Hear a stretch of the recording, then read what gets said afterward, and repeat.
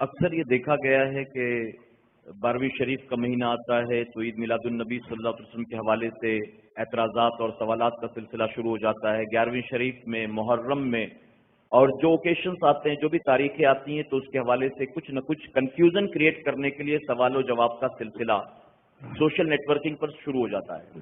آج کل ایک ویڈیو بہت تیزی سے پھیل رہا ہے، خاص کر واٹس ایپ اور فیس بک پر، جس میں ایڈوکیٹ فیض سید صاحب سوالات کے جوابات دیتے ہیں، اور یہ ایڈوکیٹ فیض سید صاحب جو ہیں، یا کوئی انجینئر صاحب ہیں یا کوئی ڈاکٹر صاحب ہیں، ان کے پاس اگر دیکھا جائے تو صحیح معنوں میں کوئی دینی ڈگری حاصل نہیں کی انہوں نے، نہ حافظ ہیں، نہ عالم ہیں، نہ فاضل ہیں، نہ مفتی ہیں، لیکن اس کے باوجود یہ لوگوں کے سوال و جواب کا سیشن رکھتے ہیں، سوالات کے جوابات دیتے ہیں۔ اور ان جیسوں کو دیکھ کر واقعی لگتا ہے کہ حضور اکرم صلی اللہ علیہ وسلم نے فرمایا کہ قیامت کی نشانیوں میں سے ایک نشانی یہ بھی ہے کہ علم اٹھا لیا جائے گا اور جہالت عام ہوگی، اور یہاں تک فرمایا گیا کہ لوگ بے پڑھے لکھوں سے، جہلا سے سوالات پوچھیں گے، اور ایسی صورت میں وہ خود بھی گمراہ ہوں گے اور قوم کو بھی گمراہ کریں گے۔ یہ بھی قیامت کی نشانیوں میں سے ایک نشانی ہے۔ تو ایڈوکیٹ صاحب سے کسی نوجوان نے سوال پوچھا کہ قربانی کے لیے کیا ایک جانور تمام گھر والوں کی طرف سے کافی ہے یا ہر ایک کی طرف سے الگ الگ قربانی کرنی ہوگی؟ تو اس پر انہوں نے جواب دیا، حوالہ ترمذی شریف کا دیتے ہوئے حضرت ابو ایوب انصاری رضی اللہ عنہ کا حوالہ دیا اور کہا کہ وہ ایک جانور ذبح کر رہے تھے، کسی تابعی نے ان سے پوچھا کہ یہ آپ کیا کرتے ہو، یہ جانور کس کی طرف سے؟ تو انہوں نے جواب دیا کہ یہ میرے اور میرے تمام اہل خانہ کی طرف سے ہے، یعنی میرے اور میرے تمام گھر والوں کی طرف سے ہے۔ تو تابعی جو تھے انہیں تعجب ہوا، انہوں نے کہا ایک جانور تمہارے اور تمہارے تمام گھر والوں کی طرف سے؟ تعجب ہوتا ہے۔ تو ابو ایوب انصاری رضی اللہ عنہ نے اس پر جواب دیا کہ ہم حضور اکرم صلی اللہ علیہ وسلم کے زمانے میں ایسا ہی کرتے تھے، اور ایک جانور گھر کے تمام افراد کے لیے کافی ہوتا تھا، اگرچہ گھر کے اندر 80 افراد موجود ہوں۔ تو انہوں نے یہ حوالہ دیا اور کہا کہ آج کفایت کا دور ہے، مہنگائی کا دور ہے، کیا ضرورت ہے گھر کے تمام افراد کی طرف سے قربانی کرنے کی؟ ایک شخص کی طرف سے ہو جائے جو کمانے والا ہو تو سب کی طرف سے ادا ہو جائے گی، اگر دو کمانے والے ہیں تو دو کر لیں۔ یعنی انہوں نے صاحب نصاب کا اور صاحب نصاب کی کیا صورت ہے اس کا کوئی ذکر نہیں کیا، بلکہ کہا ایک چولہا جلتا ہے تو ایک قربانی، دو چولہے جلتے ہو تو دو قربانی، باپ کماتا ہے تو وہ بھی کرے، بیٹا کماتا ہے تو وہ بھی کرے، اور اگر صرف گھر کا ایک شخص کر لے تو سب کی طرف سے قربانی ادا ہو جائے گی۔ اس کے حوالے سے حضرت کیا حکم ہے شریعت کا؟ بات دراصل یہ ہے کہ آج کل کورٹ میں اور ادھر ادھر ایڈوکیٹ کی اتنی کثرت ہو گئی ہے کہ ان کو کوئی گراہک نہیں مل رہا ہے۔ انہوں نے دیکھا سب سے اچھا خالی میدان یہی پڑا ہوا ہے، لہذا وہاں کچھ نہیں مل رہا ہے تو یہی میدان آ لیا۔ ڈاکٹروں کی کثرت ہو گئی تو وہ ڈاکٹر آ گیا، ایڈوکیٹ کی کثرت ہو گئی تو وہ آ گیا، اور علماء کو وہ لوگ بیوقوف سمجھتے ہیں جو 10 سال 12 سال کہ وہ کئی گھاس چلتے ہیں، جو اتنا زیادہ علم حاصل کرتے ہیں، ڈاکٹر بن گئے اور ایڈوکیٹ بن گئے اور چند کتابوں کا مطالعہ کر لیا تو ان کو جو ہے یہ پوری معلومات حاصل ہو جاتی ہے۔ دیکھیے، حدیث پڑھنا اور ہے اور مسئلہ بتانا اور ہے۔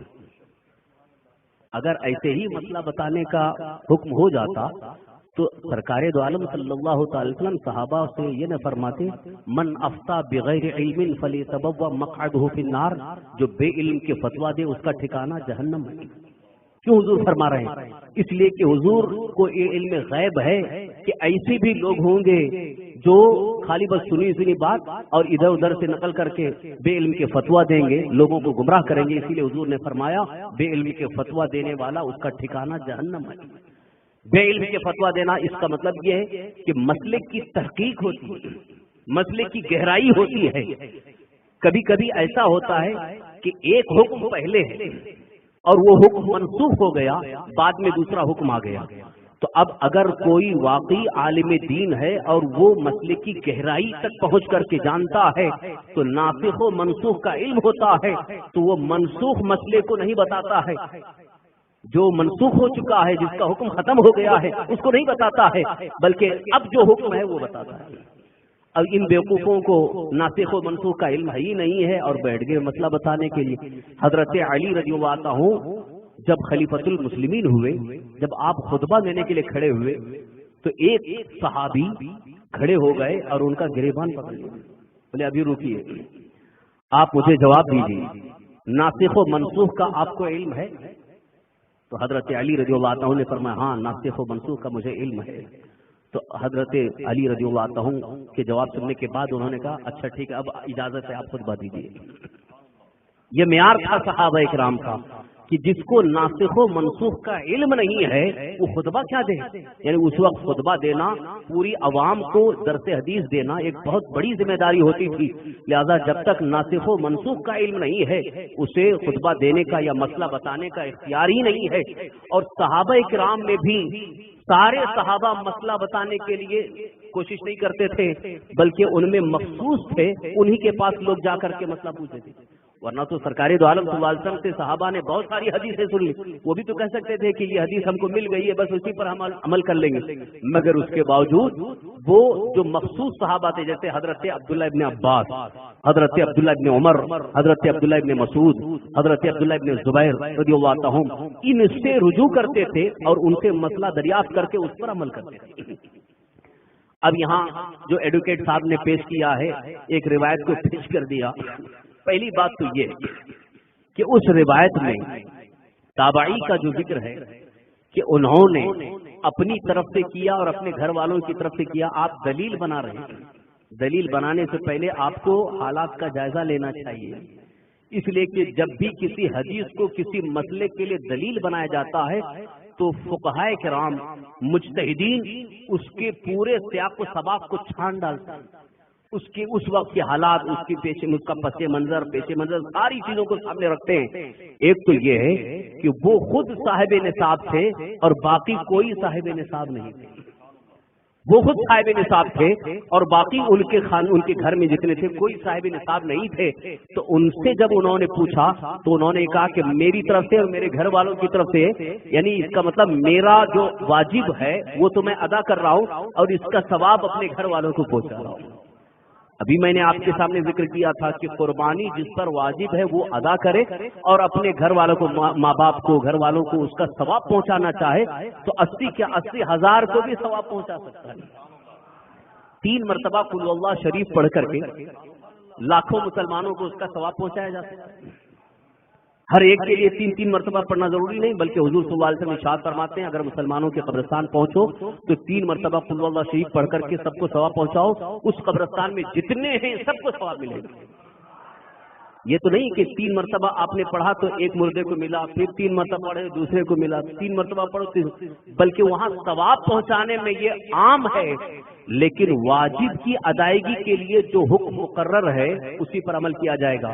اور دوسری بات یہ ہے کہ ایک حدیث جب دوسری حدیث سے متعارض ہوتی ہے, ٹکراؤ یعنی ظاہری طور پر تضاد نظر آئے تو اس میں ترجیح دینے کے لیے فقہائے کرام اس میں غور کرتے ہیں کہ اس کی سند میں کیا معاملہ ہے, اس کی سند میں کیا معاملہ ہے, اور یہ جو بیان کر رہے ہیں ان کے حدیث میں کیا کیا چیزیں ہیں, ان کی حدیث میں کیا چیزیں ہیں, اور یہ کب کی ہے اور وہ کب کی ہے. اب آپ کے سامنے میں ایک روایت پیش کر رہا ہوں جس کو حضرت عبداللہ ابن عباس رضی اللہ عنہما نے پیش کیا ہے.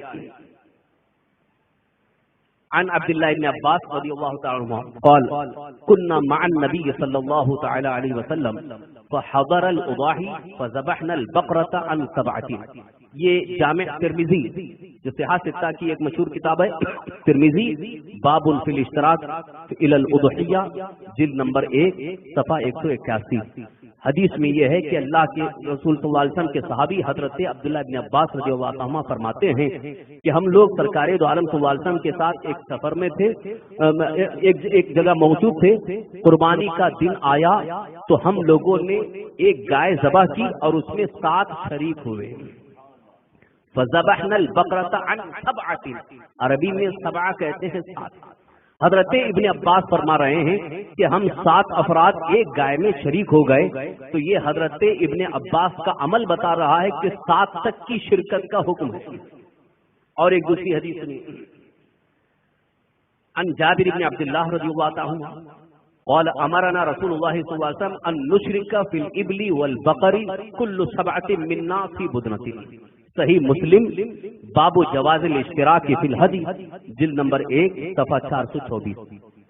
حضرت جابر بن عبداللہ رضی اللہ عنہما سے روایت ہے, حضرت جابر بن عبداللہ رضی اللہ عنہ سے روایت ہے کہ آپ نے فرمایا کہ رسول اللہ صلی اللہ علیہ وسلم نے ہمیں حکم دیا کہ ہم شریک ہوں اونٹ میں یا گائے میں ہر ایک میں 7 افراد، ان نشرک فی الابل والبقر کل 7 منا فی بدنۃ، اور یہ چونکہ یہ بدنا یعنی بڑا جانور، ہر بڑے جانور میں 7 شریک ہونے کا حکم حضور صلی اللہ علیہ وسلم نے دیا۔ تو اب یہ فرمان رسول بھی ہے، حکم رسول بھی ہے۔ ایک طرف تو حضور کا حکم ہے اور جو تم پیش کر رہے ہو ایک تابعی کا قول ہے، ایک تابعی کا قول ہے۔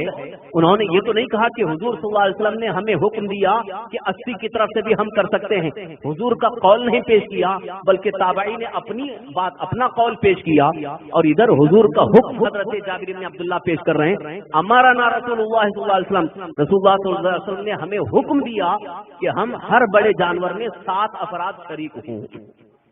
اس میں اس بات کی وضاحت موجود ہے کہ بڑے جانور میں صرف 7 افراد شریک ہو سکتے ہیں، اس سے زیادہ کی گنجائش نہیں ہے۔ اگر زیادہ کی گنجائش ہوتی تو سرکار دو عالم صلی اللہ علیہ وسلم حکم نہیں دیتے، جبکہ اس دور میں بھی تنگی کا معاملہ تھا۔ اس وقت سب کے سب بڑے بڑے پیسے والے نہیں تھے، اہل دولت نہیں تھے۔ آج تو الحمدللہ بہت اچھی حالت میں ہیں، اس دور میں کئی ایسے صحابہ ہیں کہ جن کے گھروں میں چولہا نہیں جلتا۔ اس وقت تو اس حکم کو اور زیادہ عام کرنا چاہیے کہ بس ایک صحابی کر لے اور سب کو شریک کرے۔ اس وقت سب کو الگ الگ کرنے کی ضرورت نہیں تھی، لیکن یہاں حکم یہ ہے کہ جو بھی صاحب نصاب ہے اس پر قربانی واجب ہے، لہذا ہر ایک کو اپنی طرف سے قربانی کرنا ہے۔ اگر بکرا لینے میں اتنی زیادہ رقم لگ رہی ہے کہ اتنی طاقت نہیں ہے تو ایک بڑا جانور لے لیں، اس میں 7 افراد شریک ہو سکتے ہیں، لہذا 7 افراد کی شرکت کے ساتھ وہ قربانی درست ہے، 7 افراد سے زیادہ کی درست نہیں ہے۔